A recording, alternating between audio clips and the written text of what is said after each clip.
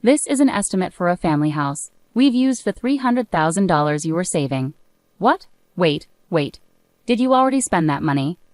Be grateful we used it well. It's your fault for hiding it. Did you guys even check the name on the account? My name is Laura, and I'm a 35-year-old office worker. My husband Mason and I have been married for 2 years. We met at a house party and he was really interested, which started our relationship.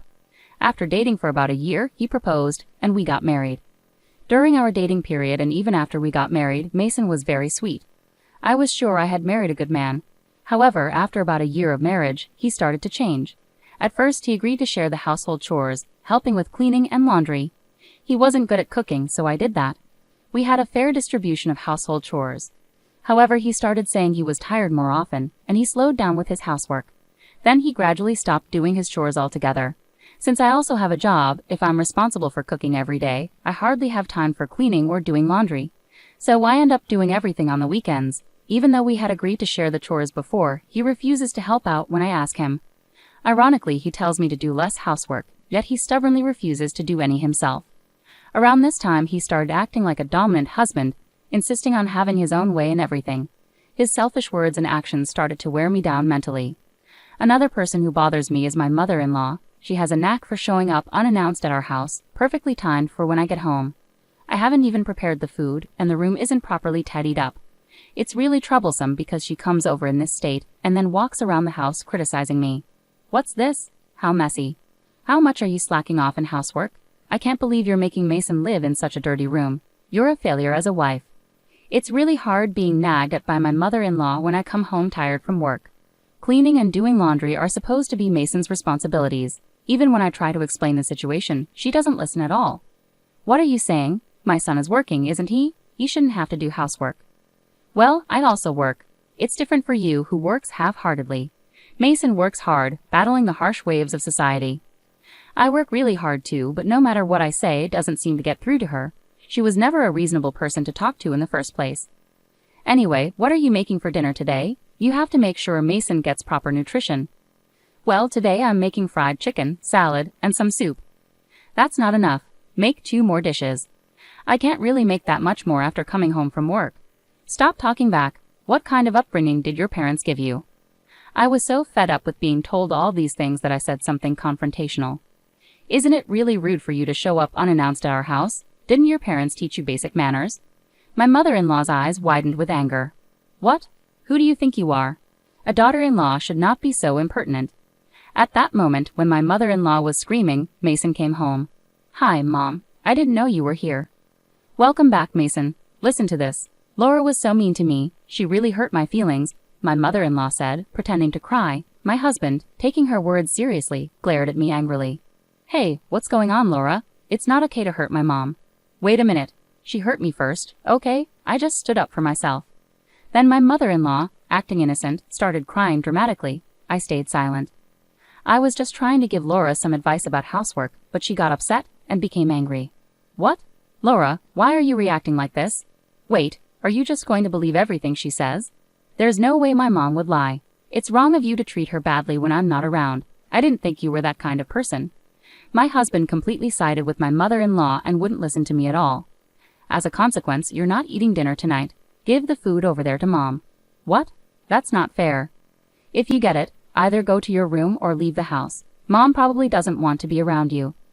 With those words from my husband, I had no choice but to leave the house. Despite being exhausted, I managed to prepare dinner, but why should I endure such treatment?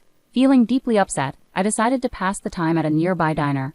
I didn't want to face my mother-in-law, so I stayed there for about 2 hours and returned home late at night. She had already left, which was a relief, but my husband had a lot to say. I'm still not forgiving you. My mom was really upset. She came here to check on us. Feeling like it was pointless to argue with my husband, I reluctantly apologized just to keep the peace. Seeing me comply made him satisfied. Since then, my mother-in-law started dropping by unannounced, criticizing my chores here and there. When my husband came home, she'd say things like, I want to have dinner alone with Mason, and either send me away or they'd go out without touching the food I cooked. My husband always took her side, and a pattern formed where my mother-in-law would start arguments with me for no reason, and I'd end up getting scolded by him. It became so draining and tough on me mentally that I decided to talk to my father-in-law about it. He looked genuinely sorry because he had no idea my mother-in-law was visiting our house so often. I'm really sorry. I didn't know because she always said she was going out to eat with her friends. No, it's not your fault. I've been giving her money for meals because she says it's hard for her to socialize with friends. Didn't you know about this? I had no idea. I see. I'm really sorry. My father-in-law apologized to me several times. I felt relieved because he promised to talk sternly to my mother-in-law. However, just as I started to feel some relief, my mother-in-law visited our house again and started complaining to me.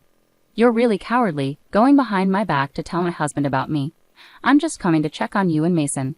It's really disappointing. She said those things angrily, but I couldn't take it anymore. I heard you've been receiving money from father-in-law every time you visit our house. He said it's for meal expenses, but why haven't we seen any of that money? Are you keeping it all for yourself? Tootie, what are you saying? That sounds awful. I use that money to treat Mason when we eat out. But father-in-law said he gives it to you each time. You've eaten at our place several times too, haven't you? What if he knew you were keeping most of it? You're such a troublesome daughter-in-law. Are you trying to make things difficult for me? I'm the one who's troubled here. Please don't come over so often. Shut up. I'm just visiting my son's house. I'm not here to see you. With that, my mother-in-law flopped down onto the sofa. I don't want to see your face. I'll be here until Mason comes back, so please go somewhere else. Completely fed up, I didn't want to deal with her anymore. I decided to stay in my room. Later, my husband came home and started chatting cheerfully with her in the living room. Not wanting to hear their complaints, I quietly slipped out while they were talking and went to a diner. I returned home about 3 hours later. My husband was already asleep, and my mother-in-law had left, so it was peaceful. I went back to my room. That's when I noticed something was wrong. I checked my closet and realized my favorite branded purse was missing. I immediately suspected my mother-in-law. She must have taken the chance to sneak into my room and steal it while I was out. Unbelievable. I talked to my father-in-law right away. He was shocked. Really? I can't believe she'd do something like that. At first he was skeptical, but when I showed him a photo of when I bought the purse and gave him the serial number I had kept, he agreed to investigate while my mother-in-law was away. I'm so sorry for my wife's behavior, Laura, he apologized sincerely. We met at a cafe where he returned the purse and apologized repeatedly. I really don't know what to do about those two. I need to find a way to teach them a lesson. After saying that, my father-in-law seemed to have an idea. I was surprised to hear the plan he proposed. Would it really work? Later, I decided to go along with my father-in-law's plan. As usual, my mother-in-law came to our house and immediately glared at me. You haven't been stealing anything, have you? What do you mean? My purse has been stolen. Hey, that purse was originally mine. That's unfortunate. I suspect you're the one who took it. Why would you think that? Humph, because you don't seem to have received a proper education. Is that so? Should we report it to the police? No, there's no need to go that far. My mother-in-law didn't want to involve the police because it would expose her as the thief. But I anticipated she might search through my room again, which was exactly what I was counting on. When my husband came home, I intentionally left the house. I made sure there was nothing valuable in my room and moved all my expensive items to my parents' house. I had already discussed divorce preparations with my parents, so my room only had essential items for daily use. Except for one thing. I returned home earlier than usual on purpose. My mother-in-law was just about to leave, and I noticed she and my husband were exchanging smirks. Seeing their expressions, I realized they had fallen into a trap. It seemed like my father-in-law's plan was working. On the weekend, my mother-in-law visited again. Not wanting to deal with her, I stayed in my room. But then both she and my husband called me out. They had smug looks on their faces. We didn't think you'd have that much saved up, my mother-in-law said. What are you talking about? Don't act clueless. We're talking about the money in the savings account. You're so stingy, not even telling Mason about it. I generously used it for the family's benefit. What do you mean? My husband and mother-in-law started showing some estimates on the table, smirking. This is an estimate for buying a family house. We used the $300,000 you saved. Why? Did you already spend that money? You should appreciate that we used it wisely. Why would you make such a decision without asking me? It's your fault for keeping it a secret. We used my $50,000 in savings and bought it outright. No interest that way. I can't believe it. Making such a major decision without involving me. Huh, do you think you have a say in this? Of course I do. And starting now, you'll do all the housework like a slave. If you want to leave, go ahead, but remember, it was mostly your money that paid for this. You wouldn't want to waste $300,000 and leave alone, would you? My husband and mother-in-law burst into laughter. It was utterly disgraceful. I couldn't believe it. I married such a terrible person. Deep down, I had hoped my husband was a good person influenced by my mother-in-law, but it seemed that wasn't the case. I have no regrets now. I took out the divorce papers I had hidden in a drawer and handed them to my husband. Let's get divorced. My husband and mother-in-law were taken aback. Are you serious? You're making a big mistake, my husband exclaimed. I'm sorry, but I'm not losing anything, I calmly replied. Huh? Did you guys check whose name is on the account? Huh? As I said this, my husband quickly checked the account details, and both he and my mother-in-law looked shocked. Why is it under my name? She shouted in disbelief. Hey, what's going on, Laura? Did you steal my mom's bank book? Please don't say such things. I was entrusted with it by my father-in-law. But they didn't believe me, even as I tried to explain. Stop with the lies. That can't be true. That's right, you thieves. We'll take you to the cops. As soon as they realized they were in trouble, their attitude changed. It was despicable. Feel free to involve the police. I'll show them the footage from the security cameras I installed in my room.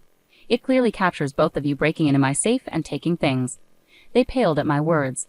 But you're also guilty of taking my mom's bank book. That's right. You're going down with us. As they shouted accusations, my father-in-law arrived. When my husband called me into the living room, I had texted my father-in-law. Dad, listen. Laura stole my mom's bank book. She's a thief, my husband yelled. Quiet, both of you. Shut up. His stern voice silenced my husband and mother-in-law. I entrusted your bank book to Laura. Why? Why would you do such a thing? My mother-in-law asked in disbelief. Because you and our son were causing her distress. Not only were you bullying her, but you even stooped so low as to steal her purse. It's shameful, my father-in-law replied firmly. What? What are you talking about? She exclaimed, trying to deny it. Pretending not to know won't work. I returned that purse to Laura, my father-in-law stated, revealing everything to her. My mother-in-law was visibly shocked, realizing that her actions had been exposed to my father-in-law. But why would you trust the bank book to Laura? She asked, bewildered. If you're the kind of person who would thoughtlessly steal your daughter-in-law's purse, then you would definitely try to access a safe if you found one. It was a test I set to see your true intentions. I never expected you to go as far as buying a whole house, my father-in-law explained, sounding astonished. I transferred that $300,000 to you because I intended it to be part of our divorce settlement, he continued, his tone cold. Knowing your spending habits, I was concerned you would waste it, so I even considered having Laura safeguard it until everything was finalized. My mother-in-law went pale, realizing the implications of his words. What? Divorce? I've had enough. You've gone too far. From now on you can live however you want on your own. Wait a moment. That means I've used up all the money you gave me in the divorce settlement. That's right, but you brought this upon yourself. I've divided our assets as agreed. I won't give you another penny. But what will I do if I'm left with nothing after the divorce? You still have the house, so you'll manage, he replied coldly, ignoring her pleas and handing her the divorce papers. My husband stood there in shock, mouth agape. I handed him the divorce papers as well. Why are you hesitating? Fill it out quickly. Is this really happening? Are we getting divorced too? Absolutely. And just so you know, I will be making claims against you. What? I've been recording the numerous verbal abuses you and your mom have directed at me. I consulted with a lawyer, and it turns out I can claim damages for emotional distress due to your harassment. No way. Also, I know about your affair. What? I've received evidence photos from a detective agency, so I'll also be claiming damages for your infidelity. The lawyer says it should amount to about $50,000 from you. But hold on, I don't have any savings left because I used $50,000 to buy a house. We can arrange for installment payments, so that should work out, right? And so my divorce from my husband was settled smoothly with the help of my lawyer. I successfully received damages as compensation. It turned out my father-in-law also parted ways with my mother-in-law. My husband and mother-in-law had hastily used what they mistakenly believed was my money to build a house, depleting all their savings. They considered selling the house later on, but its value had dropped significantly, leading to a substantial loss if they were to sell it. My mother-in-law, not yet eligible for retirement benefits, had to take up part-time work to make ends meet despite living in a grand house. My ex-husband faced a pay cut and was transferred to a rural area after his affair was exposed at work. Despite finally purchasing a home, he now lives in a modest company apartment and pays damages. Meanwhile, I have financial stability thanks to the savings I diligently accumulated since my single days. I'm considering continuing to save and exploring investment opportunities to grow my wealth further. At the moment, I'm content without being in a romantic relationship and focused on my own financial independence and well-being.